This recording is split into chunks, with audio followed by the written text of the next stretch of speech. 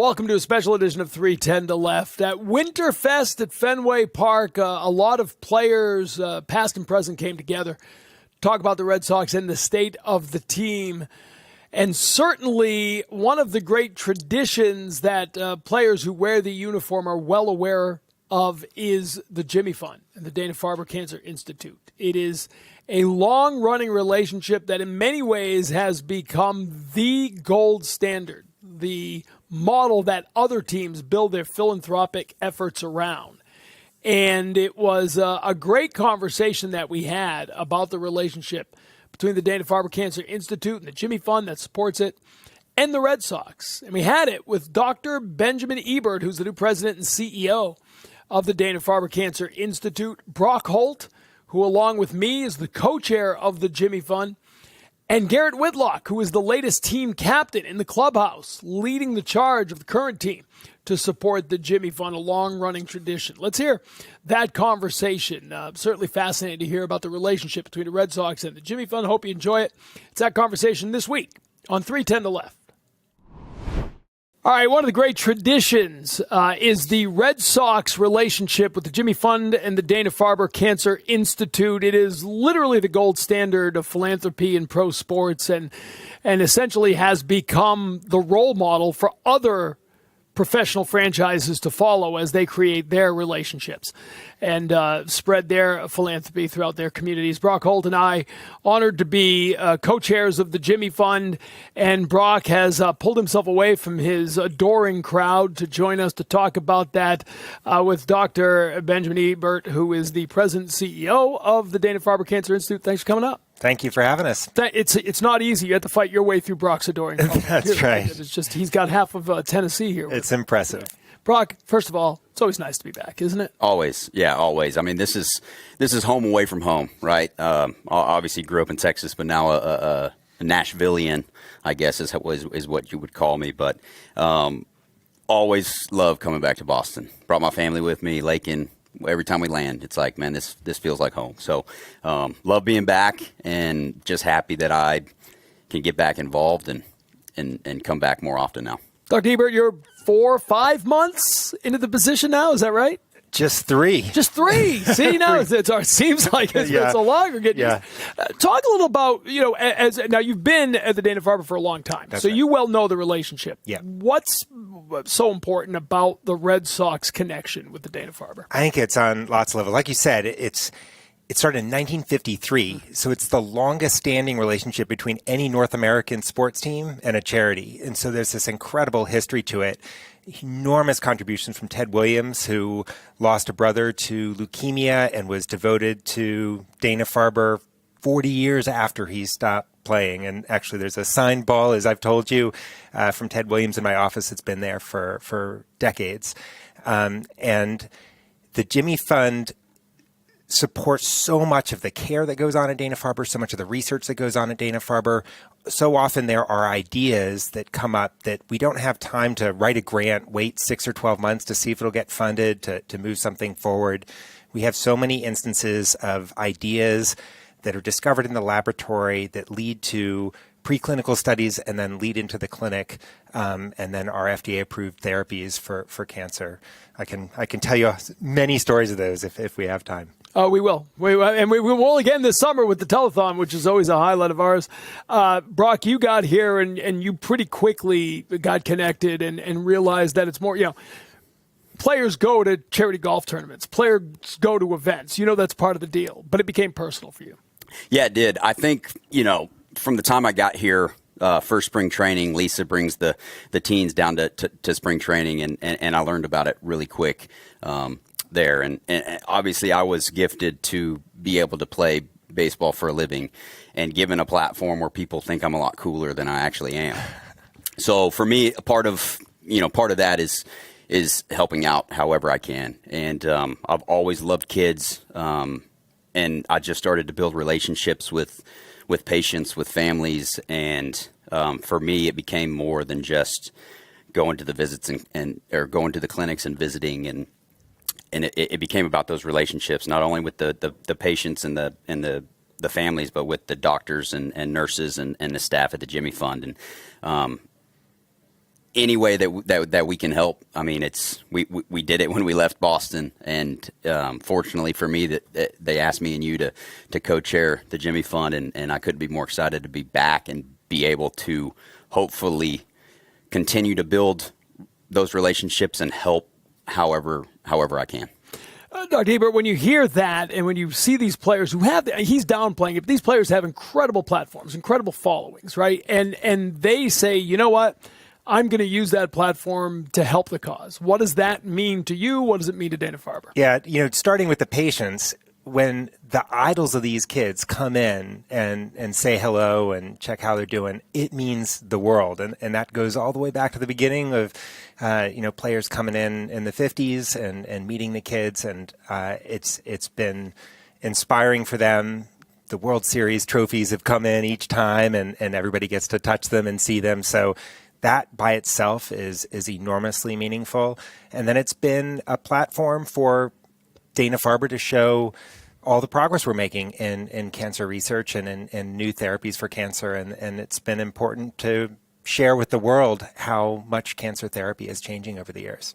Brock, again, it's one thing to go visit. A lot of players done that. We've done that. But I think most everybody who wears a uniform at some point will go down and visit. You wound up taking a duck boat full of patients with you. I mean, that you carried this with you. You are still very close to families you met there. Again, the cause, not just the patients, but the cause itself resonates with you. Yeah, and I said this in an Instagram post whenever we were announced as co-chairs. It's like, I'm not as smart as Dr. Ebert, right? Like, I can't cure cancer. Combined, we are. I'm not a scientist. I'm not a doctor, but I can love on people, and I can make a difference that way. And for me, it's about building the relationships. And like you said, I still FaceTime with a bunch of the patients and the kids that I became close with when I played here.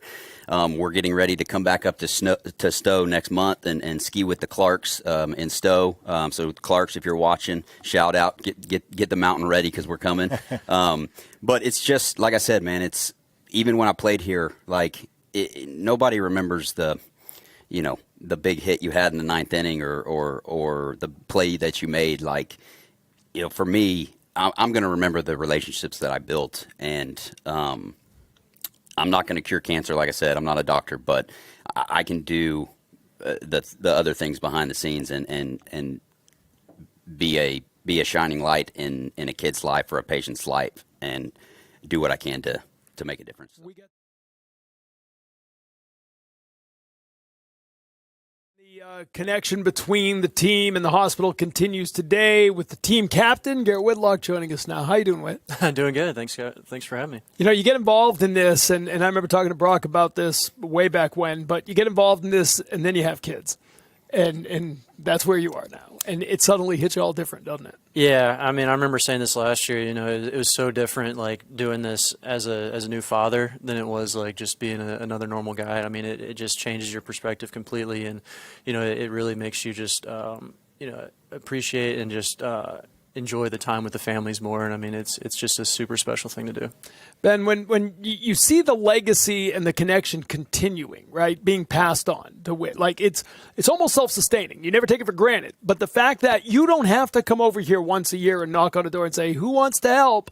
This is just being passed on from veterans to young players. The Red Sox have really taken it personally. Oh, it's such a great tradition to see it passed on, the commitment of the organization to continue to have the next generation of captains, to pass on that mantle and to continue to get to know. And then each generation sees it with fresh eyes and sees the amazing stuff that happens and gets inspired, and that inspires everybody to see people. And what you said resonates.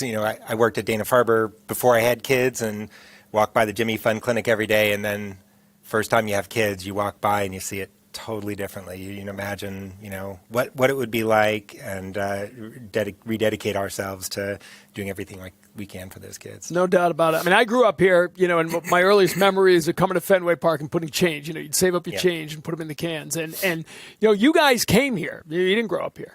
But you got here as Red Sox players. Do you kind of remember somebody telling you about it or your first visit? I mean, talk about your early memories of getting connected with the Jimmy Fund. Yeah, I mean, I think for me, I said it earlier, it was as soon as, my first spring training with the Red Sox, I got traded over here after the 2012 season, first spring training with the Red Sox in 2013 when Lisa brought the patients down, the teen patients. They do the spring training trip every year. And I was kind of curious about, obviously went out there and visited with and signed and took pictures and stuff, but I was curious as to what it was. And from that point, I just I think at the time, David Ross was captain, Will Middlebrooks, I think they were co-captains. So started asking questions and then started making visits and just kind of fell in love with it and knew that I wanted to be a part somehow. I wasn't expecting to be the captain or whatever, but the next year they asked if I wanted to do it, and it was an easy yes for me, and it just grew from there. How about you, Whit? Yeah, I mean, pretty similar. I mean, Eovaldi is the one that kind of just took me and was just like, hey, listen, like, you don't have a choice, but at the same time, as soon as you get a part around this, you're going to want nothing other than to just be around it. And it's so true. I mean, and like Brock said, you form a brotherhood with the guys that have done it, and it's just a special connection because, again, as soon as you are around a single person that has anything to do with the Jimmy Fund, it's just an automatic just draw to these people and to these kids and to these families, and it's so just like amazing to be a part of, and it's one of those things that, I mean, like I said, as soon as you're around it, you want to be like all in. The great thing is that their work allows you to raise more money, and this all costs money, right? The research, the care, all of it costs money, and you have the Red Sox helping you in getting that word out. Where's the money go? Tell us what happens when we put those coins in that can, when we call into the telethon. Where's it going? So part of it goes to research, always wanting to push the boundaries, and we've always tried to be right at the forefront, starting with kids with leukemia. Used to come to, not have any options, and Sidney Farber got the first remissions, first cures. Now we cure 90% of childhood leukemia. In the adult world, just one disease after another is getting new drugs. There's many new drugs every year, and progress is being made very fast. But also just the way the whole institution runs, the clinical care at all levels, we always make every decision on what's best for patients, not what's going to be most efficient, what's going to make money. It's always about what's best for patients, and it's the resources that come from the Jimmy Fund that allow us to just focus only on the patients, and then we can sort out the money later. And so if we say we need new clinic assistants, we have new positions for patient navigation. If you have a kid who gets cancer and you say, okay, you're going to need to meet with this surgeon, you're going to need to meet with this radiation oncologist, you're going to meet with this pediatric oncologist, it's overwhelming. And so to have people who help navigate the whole system, explain, all the things that are going to need to happen, why they're happening, explain them again and again because it's so overwhelming. So we just need to always make sure that we're doing everything we can to help patients.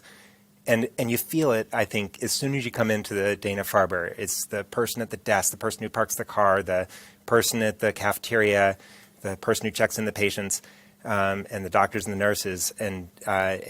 And we're able to attract those best people and really sustain that culture in part because we have the resources of the Jimmy Fund. You see it anytime you go down, right? It's a cliche, but I say it every year in the telethon. I talk to players. You go down with the idea being that you're going to brighten their day, and inevitably you come back having your day brightened by what you saw. Yeah, it changes you. I mean, it changes you from the inside out. You go in and, I mean, like you just said, like even the person parking your car has just got the biggest smile on their face, like, hey, so glad to see you, so glad you're here. And it's just so amazing to see just from the moment you're there to the moment you leave, you're just wanting to be like, man, do I have to leave? Like, can I just go right back in? Like, this is amazing. And so it changes you from the inside out, and it's nothing but positivity there. And it's just amazing to see. Well, our last visit, we talked about it. TC, it was, we went to the Jimmy Fund Clinic and we made gingerbread houses, but we got a chance to go talk to some of the adult patients, and we weren't asking like, do you love it here? Like, what do you think? It was always like these people are going through the most difficult time in their lives, and all they could say is how great the people who work there are.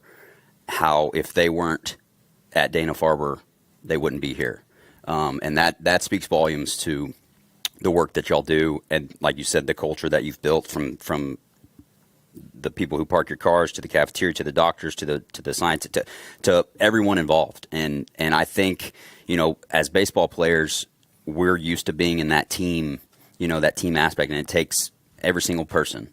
And I feel like Dana-Farber is the best at what they do, and that's why people go there, and that's why it continues to be a place where people are being cured of diseases that weren't curable, years ago. So every August we do the telethon. We tell these stories for 2 days, and it's always amazing. But we'll be doing it August 18th and 19th this year.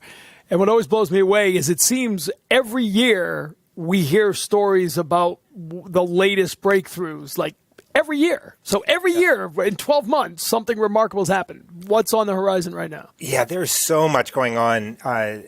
There's on the order of 200 new drugs for cancer in the last 20 years or so. It's an incredible revolution that's happening in front of our eyes. There are many things. There are many new ways of targeting the immune system to allow our own or the patient's own immune system to attack the cancer, and that's progressing incredibly well. There's ways. I think you saw a patient who had their own T cells, their own immune cells taken out, re-engineered to fight the cancer cell, re-infused back into the patient. But one of the other areas that's just moving at light speed is there's multiple new chemical ways of making drugs that target the proteins that drive cancer that we previously considered undruggable. That was a term that we just, all these proteins that we really needed to target to treat cancer, and we all called them undruggable because we didn't have any way of having a small molecule, having a compound inhibit or target that protein.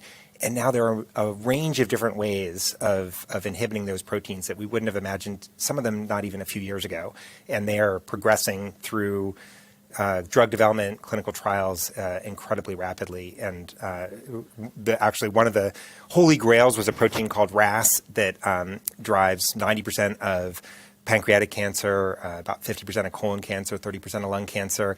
And even just 5 years ago, we thought this is still, going to be really hard to drug, maybe never.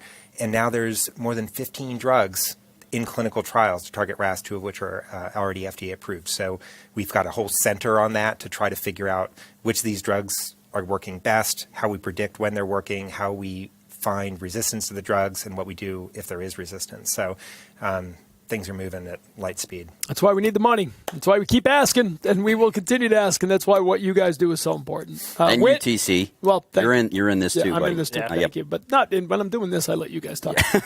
Whit, real quick, baseball question. You said earlier you're back, you're ready to go. Looks like the bullpen. Just tell us how excited you are to be healthy and be pitching again in 2025. I will answer that question in 1 second. The first thing I want to say is that is exactly in Dana-Farber and Jimmy Fund right there that wraps it up. The love that he just showed, explaining everything that's going on there, that's like me and Brock talking baseball. Right. We're so in depth, and we love that. And then just to see that is exactly what happens there, is the love that they have, just talking about it, working on it, being there, that is what makes it special. That right there, the love and the care that they genuinely have, and that's unreal. And the fact that he can dumb it down so the three of us can understand it, we appreciate that. Yeah. So thank you for that. And then second off, yes, I'm fully healthy back, and it's great to be back. I'm excited, and I was talking to AC last night at the Celtics game. I was like, hey, come opening day, whenever you want to give me a call down there, I'll be ready. When that phone rings, I'll be ready to step up and do my job. How's fatherhood? Amazing. I mean, as any parent knows, it's the best thing in life. It's so special. He ignored me this morning. Was it this morning or breakfast? He was on the phone FaceTime. Yeah. So it's I was saying bye to my little guy, and Brock walked by, and I was just like, I'll get you in a second. when Brock was playing here in Lake, and I remember at one point with the two kids, and looked at me and said, "Does it ever get easier?" I said, "Yeah, they go to college." You got 20 years, so it doesn't get easier for a while. 8-4 right now, and we're in the thick of it. You're in it. Yeah. You're in it. Thanks for coming by, guys. Dr. Ebert, thank you so much. Thank you. Jimmy Fund Radio Telethon coming up August 18th and 19th. But don't wait till then to pick up the phone and make a donation. You heard the amazing work going on. Another Red Sox player that the Jimmy Fund of the Dana-Farber Cancer Institute means a lot to is Liam Hendriks. The pitcher spent all of last year rehabbing, tried to get back in a game before the end of the season. Didn't work out. He came just short of a comeback. He is fully healthy, fully ready to go. But he's, as you know, is a cancer survivor himself. Liam Hendriks won the Comeback Player of the Year 2 years ago with the White Sox when he came back less than a year after a cancer diagnosis. It's a fascinating story. He certainly understands the importance of that connection. He also understands the importance of getting back and helping this team. An all-star closer in his past, hoping to earn the closer spot again this year. A fierce competitor, so much fun to watch, so much fun to talk to. He'll be the first Australian ever to play for the Red Sox. Liam Hendriks on 3:10 to left. All right, Liam Hendriks is ready to make his Red Sox debut as he is getting set to go down to spring training. And all systems are go for Liam Hendriks, which means when you see this happening, if you're ever at the ballpark early, just put your hands over your kid's ears because you don't need to hear what he's saying after every pitch. I'm just looking at the video. I'm like, man, I was fat. Golly, I was a little thicker than. I always say it's the camera. Don't worry about I blame the jerseys last year. Yeah, so that's right. This new material, wasn't it? Did they go back? I don't even know. I don't know. These ones are nicer. This does feel more like. Yeah, I think so. I couldn't tell you if I'd it's be real happy or not, if that's not a story this spring. If we it would be ideal. Pants, the see-through pants, the pants at the belt loops angled into a nefarious area. Yeah. Let's not do that. You're good. You're ready to go. Ready to go.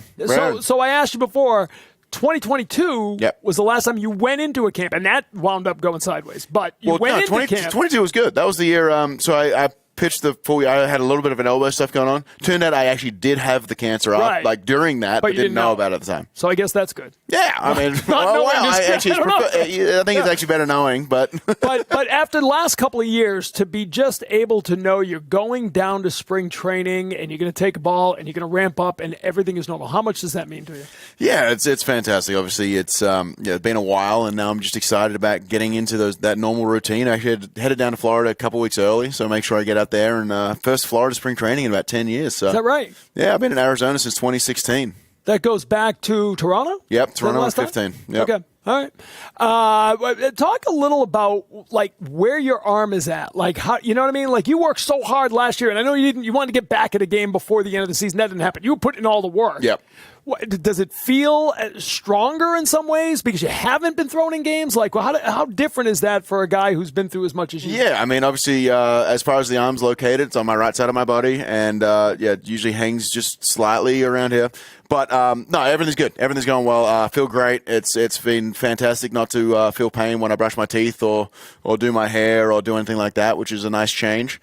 And yeah, getting into spring and be raring to go. I've been long tossing, throwing bullpens, all that sort of stuff. I think there was the video of me playing catch in shorts out there at Fenway the other day, and kind of people thought I was crazy. And then look, this is how he's going to get hurt again. And yeah, right. Yeah. Just slip on ice. Don't slip on ice. No, it's the grass. There was a football field. It was fine. And I had cleats now you on. got snow. Garrett Crochet coming here. You know, from the White Sox. Yep. Tell us about him. Yeah, so I spent 21 in the pen with him. 22, he was hurt while I was there, and then 23, I missed it while he was coming back. But look, he's a fantastic human being. I'm excited for him to finally get the kind of the donkey off his chest as far as, will I be traded? Will I not be traded? That's out the window now, and he can look forward to just enjoying the season here. It's going to work out well. He's got a couple former teammates here with myself, Giolito, Romy Gonzalez.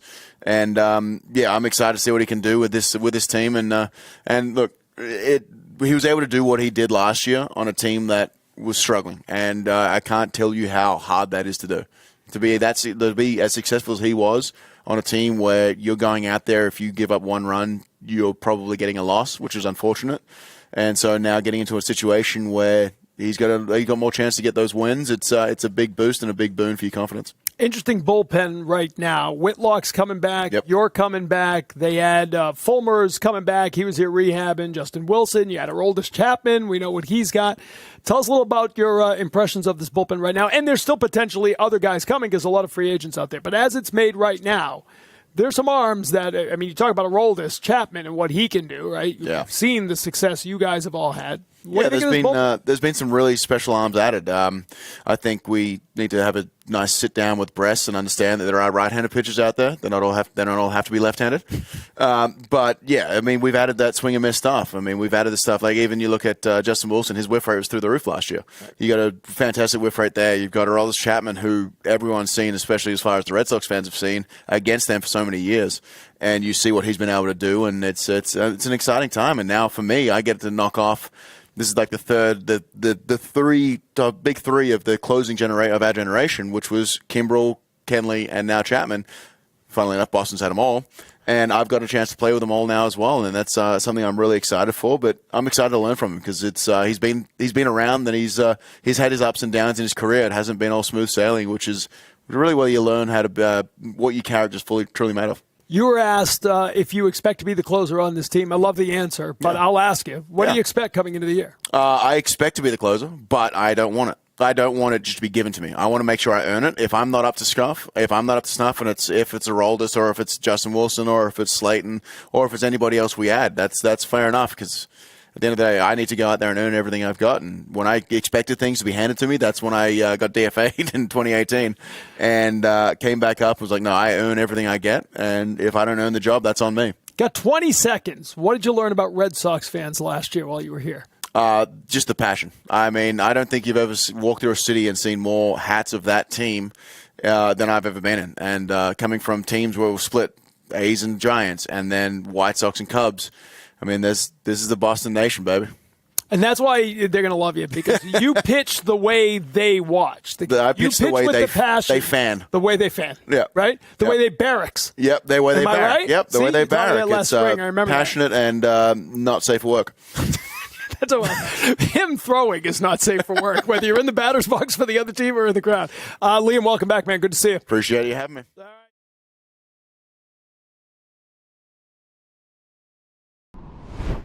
As we inch closer to the regular season, and one of the things that will be around this team, one of the interesting storylines surrounding the Red Sox when spring training begins and rolls towards that regular season is the Netflix series, The Clubhouse, the 2024 Boston Red Sox. Unprecedented access. We talked a lot about it last year during the season when the cameras were everywhere, and we got our first glimpse over the course of Winterfest. We got to check it out for the first time, and it was really good what we got to see. Fascinating stuff.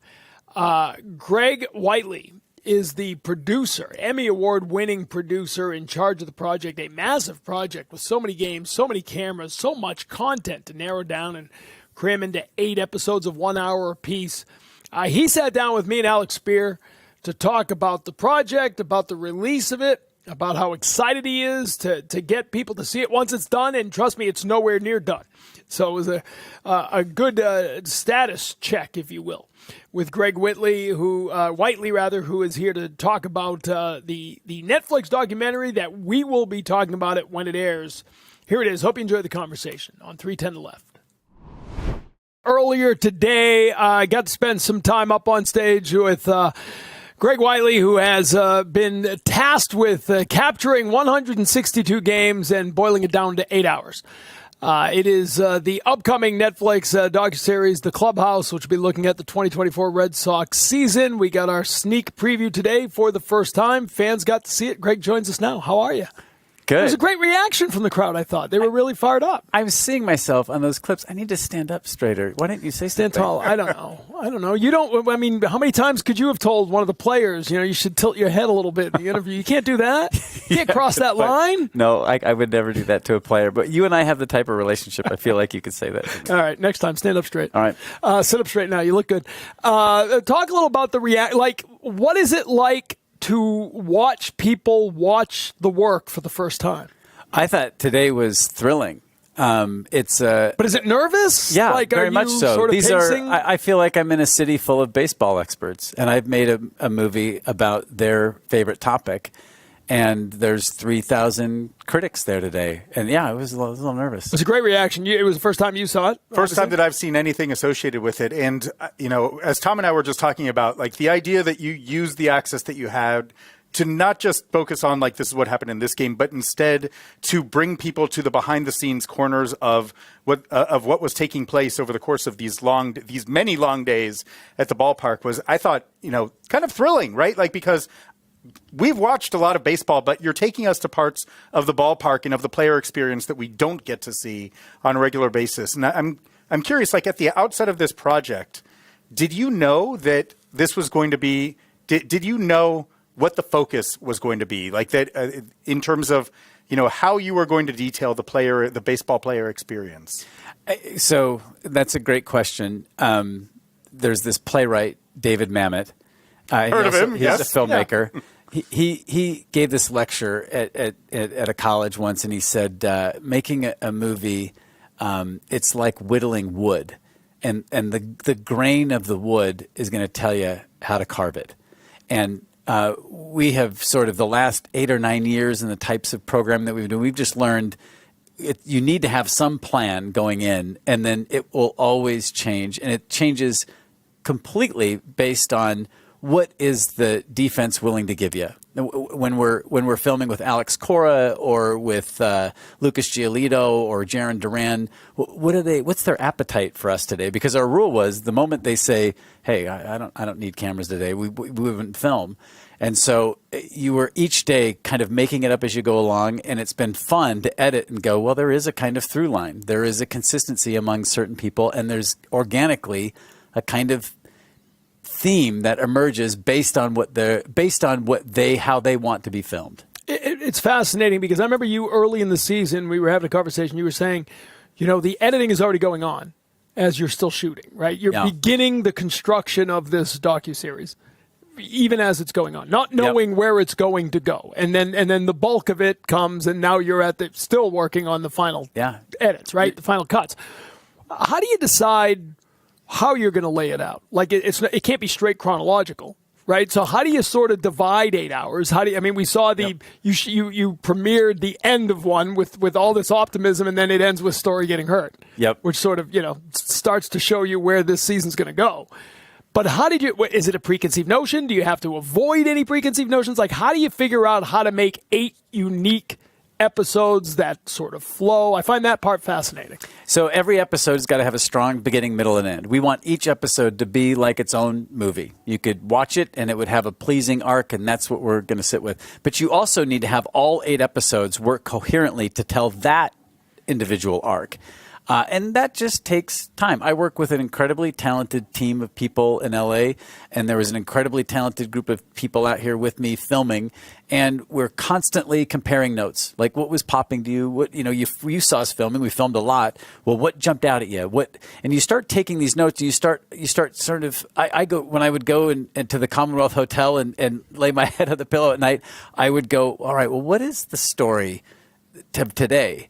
And when I would ask myself that question, you get 60 days into it, and you go, boy, I kind of am telling a lot of the same story here, and that's either good, and it means or it's either bad, and I've got to switch up the story, and I'm now repeating myself too much. And you do the same thing in editorial, but you're always asking yourself, what's the beginning, what's the middle, what's the end of both a scene, an episode, and the whole season. And we're working on it right now. Like chronologically is the logical place to start. Sure. We're experimenting with the graphic right now. I just tell this to your fans, and you guys won't tell anybody. But there's this graphic that I've had imagined in my head where you've got 1 and 162, and it just will work like a timeline. And because we want to jump between, we want to go non-chronologically. Right. Like if we're going to tell an individual player's story, we want to be able to go, okay, during the whole season, in episode 3, you're actually right here, probably at game 42. And so the marker would show you that. But to tell you this story about Jaron Duran, this very specific story about him, we need to tell you about spring training. We need to tell you what happened in game 7, and that's what's going to pay off this game in game 43. And so maybe I want to see if we could pull that off. And we're not the first people to invent non-chronological storytelling, right. But I think that's the best way to do this. But you got to anchor the viewer somewhere so they know where they are. Because that's the biggest anxiety you have with the documentary is that, where is this going? Right. And so you're right. You have to, even if you're going to be jumping around, you have to let them know there's a point to this, and trust us, this is going to be a pleasing arc, and we're taking you to a place where I think you're going to want to go. So you talked about how you had this budget that was for the full 162 game season and went through a third of it in spring training, right? When you guys were around, and including an international trip to the Dominican, right? There's a lot going on there. I'm curious, some of it. So once you get past that, then you're kind of there's kind of an element of luck to whether or not you're around for stuff or whether or not you're not around for stuff. What was the moment of greatest serendipity when you were around for something where you were like, I can't believe we got this. That's so great. And what was the most frustrating moment to be not on site for? All right. You know one of them. So we were absolutely strapped for cash. We had budgeted a break during the All-Star break. We thought we would go dark when the regular season went dark, and that we would, the All-Star game would be the All-Star game. Well, Jarren Duran was a huge person of interest for us in the show. And when he made the All-Star team, I thought, we've got to go. And there was no money. And so the people sort of managing our budget said, you could do that, but you're going to have to, you're going to be dipping into the last week of the season. And I thought, well, if they're in it in the last week of the season, Netflix is going to give us the money. So let's go to the All-Star game. So we cobbled together a skeleton crew to go to the All-Star game. And we get there, and Jarren Duran, I'm so grateful for him. He let us come into his little hotel room up there. We filmed him getting outfitted by his personal tailor that he'd flown in, which was fascinating to me. We walked the red carpet with him. And then he has this magical game, and I'll just tell you how it went. We had one camera. We'll usually film a game with a few cameras. We had one camera at the All-Star game, and we are in the dugout for the All-Star game, and we're filming Jarren Duran, and we get indication that he might be going in the next inning because he didn't start. We also knew where his parents were sitting, and so we pulled the camera from the dugout. I just thought, let's be on the family, because the moment he goes out into the field, we're in the dugout. That shot's not as good. Let's go be with his family. Now, if you've ever tried to traverse a major league stadium during the middle of a game, you'll lose 3 innings just getting up a level. And that's what we had to do. And we ran as quickly as we could. We found the family. We kind of moved some people a little bit. We sat in the row right in front of them, and we trained the camera right on Jarren Duran's mom and dad. And then as soon as we got the camera up and running, we're rolling, Jarren Duran hits a home run. And the family's reaction, that was a moment of serendipity. We missed plenty, but that was one we got. that. Listen, before we let you go, I know a lot of the crew is based in L.A., and it's been a rough few days. And you're working on a project while a lot of people are dealing with a lot of stuff. I know that's been difficult on the crew. The guy that has colored our films for the last 9 years, a guy named Marco, and his wife Sharon, who's edited with us for the last 5 years. Their house burned to the ground 2 days ago. A talented cinematographer, Gabe Bate, his house burned to the ground. Terry Zumwalt, who is our cinematographer on this show, is in Altadena. He is right now, I guarantee you, he's at his house with a hose, spraying it down, trying to keep embers away. It's prayers for everybody. That whole team and everybody else in Los Angeles. Yeah. Thank you for bringing that up. Yeah, our thoughts, prayers go out to all of them. Greg, we appreciate you coming out here in the middle of it all. I know you've got a lot of work to do because from what I saw today, you got about 7 hours and 20 minutes left to get together. So, thank you for reminding me. We look forward to it. It's going to be a lot of fun. It was great getting to know you and watching you guys at work over the season, and we look forward to seeing the final product. Back at you. Thank you.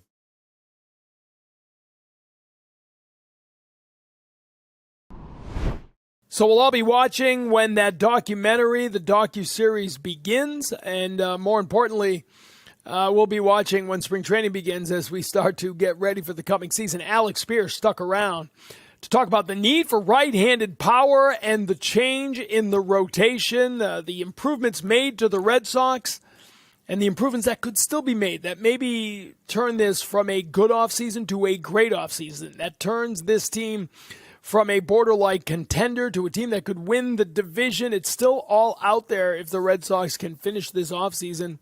We talked about it with Alex Speier of the Boston Globe here on 310 to Left. Really the first time that the 2025 team comes together in person, so it's kind of the unofficial start of the coming season, and we are talking about it all day long, and no one better to talk about it with. than Alex Speier, who is attired in his ski wear. Perfect for the weather. Yeah, hopefully I don't break my wrist like I did a couple of years ago skiing. But yeah, here we are. It is truly a winter How fest, did you even break though it's your called wrist skiing? Fenway Fest. Like 2 seconds onto the hill in my first run of the season on a sheet of ice and just wiped out. And it was Ski bad. the East. You will hit some ice. There we go. No doubt about that. Interesting to see everybody together. You've been sort of scurrying about and taking it all in. What have you learned so far today? I'm a scurrier. You are. I think the things that we got to see the Netflix preview, right, which was kind of interesting to see how much they're focused on the things that we do not see in the game, in the behind-the-scenes stuff. Certainly, I think that there's a lot of intrigue surrounding that. But the conversations that are happening, begin with, so you've upgraded the pitching staff. Now, what are you doing with the lineup? What are you doing with the lineup? And I think that it's very clear that the Red Sox are kind of keeping an open mind to different possibilities that make them better. And the big one is you ask, well, are you open to things that would move Devers off of third base? And the answer is generally like, we would tell Rafi Devers if that was something we were going to do. We haven't told him that yet, but I think it's clear that there's an openness to exploring the guys like the Bregmans and the Arenados of the world and how they would fit. I don't think that's a guarantee that they end up with them, right? But I think that they're not just viewing it as a static roster. It's still very much a work in progress because the offseason, as much as it feels like it should be wrapping up, it's about halfway done. Did you see the guy with the sign in the not the Yankees suck sign? Yeah. And just the guy in the back with the make Bregman an offer sign, big huge one. And I saw at least 2 players up on stage take a picture of that. Probably going to text it to Alex Bregman, right? What would you, if you were a betting man, where would you place the odds at Alex Bregman signing with the Red Sox? Ooh, I don't like to bet, Tom. I know. Give it. Okay, let's go. Yeah, well, I think give us an analytical look. Sure, let's think about the teams that, like, how many teams are truly involved on Bregman right now? We believe that the Red Sox are still engaged with him. I don't want to exaggerate how much they're talking to him because but there's a conversation. There's a conversation. The lines are open. Tigers, same thing, right? Blue Jays clearly in the market to add bats, so I think that they also are a team that remains involved. And then beyond that, I'm not sure. Then it's kind of gets to the mystery team questions when you're looking at like maybe the New Yorks, the Giants were in on Burns, so maybe they'll look to reallocate in different. But that would be purely speculative. So I think that you're looking at like if you're looking at 3 known teams plus the field, then maybe you're thinking that it's a roughly 20 to 25% chance on Bregman, because I do think that it's pretty clear that he would love to play in Boston. He had a kind of famous workout with the Red Sox alongside Blake Swihart, his close friend in New Mexico back in 2011. Bregman was a rising junior when Swihart was entering into his draft year, but it was very clear that there was a lot of love between Bregman and the Red Sox in Fenway Park at that time, and I don't think that that's gone away based on how he's hit in this park over the course of his career, where he is, over the X-sized sample, I forget if it's 50 or 100 plate appearances, the greatest hitter ever at Fenway Park. In history. All right, so if not Bregman, then I'm not going to ask who, but someone else? Is there a trade? Arenado's a name that's been thrown around. Do they do something? Yeah, I would add right-handed power. I would be shocked if they didn't do something to add to the right-handed options, and frankly, I think that it would be mismanagement if they didn't. Right, like they've lost Tyler O'Neill, who was really, really good for them. Granted, with better numbers on the road than at home, which is kind of surprising given how he hits the ball. But nonetheless, that's a dude who was a force in the middle of the lineup. So even if you like the idea of like what can Campbell bring to the lineup, let's say that, you would be exposing yourself in terms of a lack of depth in the organization if you don't add some right-handed thunder. And there are guys. It was interesting to hear Alex Cora talk today about, like, we've seen for a few years guys like Hunter Renfroe and Adam Duvall take off in Fenway Park, which is true. It's not necessarily the answer that a lot of people want to hear because those weren't guys by reputation. But you look at the seasons those guys put up. Renfroe was like an 875 OPS at Fenway. Duvall was well over 900 at Fenway. Those are guys who, because of how they hit the ball, ended up being elite contributors in the middle of the order in this as their home park. So they will add a right-handed bat. Now the question is whether or not it's going to be, like, let's say the Grichuks of the world or the Ha-Song Kims of the world who have batted ball profiles that look like they could really benefit by being in Fenway Park, or if it's going to be the established dude who's spent his career in the middle of the lineup, like a Bregman, like an Arenado, but they remain engaged on kind of the whole smorgasbord, and we'll see what the buffet. Kind of... Yes. The buffet is still open. Well, the buffet belongs to Cutter Crawford, that's true. So that's why it's a smorgasbord for the lineup. That's fair. You don't want too many buffets because like Vegas, and nobody wants that. Sneeze guard, baby. If you wrote a great piece today, like one of your many great pieces that you've written. You flatter me. Thank you. You're welcome. Not thank you. You're both. But you wrote about pull side power at Fenway, like what it means. It's tangible. I mean, the analytics, the numbers speak clear to it that not having that right-handed power in a lineup that will play 81 games here at Fenway Park. You said criminal before. I mean, it's just an opportunity missed. It's wild when you put numbers to how different it is for a right-handed hitter to be able to pull the ball in the air at Fenway versus a left-handed hitter who does so, right? The numbers are going to be great when you pull the ball in the air. That's why it's something that's preached throughout player development at this point in baseball.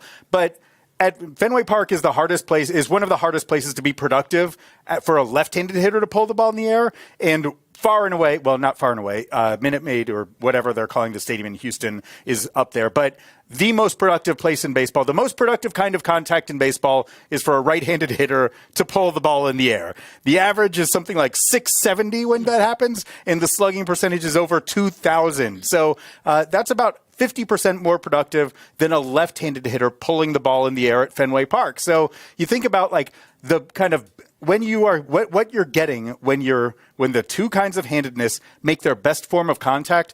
Massive difference. You're looking at the difference between an out and an extra base hit reliably over the course of, let's say 1 a game, 2 a game, depending on how many right-handed versus left-handed bats you have. The Red Sox can still improve this roster and probably will, but so can every other team in the American League East. So let's just talk about the rosters as presently constructed. Where do the Red Sox fit in as we look at the AL East going into the season? Yeah, I think that the Yankees remain clearly the team that is eyed as being the deepest and the most talented, the biggest ceiling, best floor in the American League East.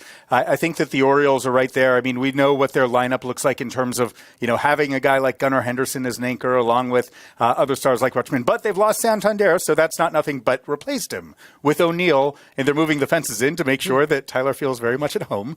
And their pitching staff is still they don't have a Burns replacement, but they have good starting pitchers and more depth than they did a year ago. So you'd probably have the Orioles a bit ahead of them in terms of projection systems, and the Red Sox sitting right around third, right? And so that's not where they promised they were going to be taking this team in the offseason. The offseason is not done, but there needs to be they acknowledge that it's incomplete. Sam Kennedy talked about how his dad, who turned 83 years old today, has described the team as incomplete. It is.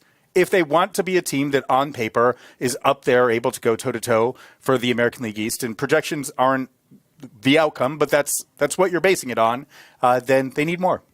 They do need more. I think that's why people have signs that say make an offer to Bregman. And why David Ortiz is offering his just own make it rain and this team will be building. fine. Yeah. The Netflix stuff, we all got to see our first clips of it today. Pretty good stuff. It was fascinating. Yeah, it was. I thought that there were scenes that were beautifully done, and I think that the thing that was exciting for people like us who are around the team so often is that they are getting into parts of the ballpark and of the team that we do not get to see. So what you hope for from something like that is that you're going to learn something, and it's going to show you, it's going to expose you to different sides of the game that you don't necessarily have access to in kind of standard coverage. And they do that. They clearly do that. Like being able to watch Brian Bayo over the course of a start sit in the back room talking to himself between innings. Can we talk about that for a second? Yeah. Are we worried about Brian Bayo? Because the clip I saw today was like, wow, he beats himself up. And also tells himself, like, you're the best at this. You're the best at this. Same thing with Tristan Casas, right? Who exudes, like, the greatest confidence in the world about who he is and what he does. Just, like, absolutely smoking himself for having what he viewed as kind of a throwaway at bat and just like tearing into himself, not only back in the dugout, but then out in the field when he's warming up his infielders. It's super interesting to get into the mindset of what goes into the 162 game phenomenon. And I think that I really respect that that's something that that the Netflix crew wanted to emphasize, that the just demands, the psychological and physical and temporal demands that fall on players who are subject to the season of unmatched length in professional sports. No doubt about that. Well said. Yeah. We're subject to it too. Wait until we have the. I'm trying to tell you, you've already been pitching the behind the scenes, Tom Caron. You want to story, take it easy? Just do a broadcast documentary. You show up at 4:00 and golf. Some good Hearts of Pine, we'll talk Sox. Yeah, We'll do our USL podcast another day. That's it for now. Hope you enjoyed the conversation. Always great to have Alex Speier. We'll be with him back in spring training, and we'll bring you plenty of conversations as we get ready for the upcoming year. But that does it for this edition of 310 to Left for all of us here at Nesson. Thanks so much for checking it out. I'm Tom Caron. We'll see you again next time.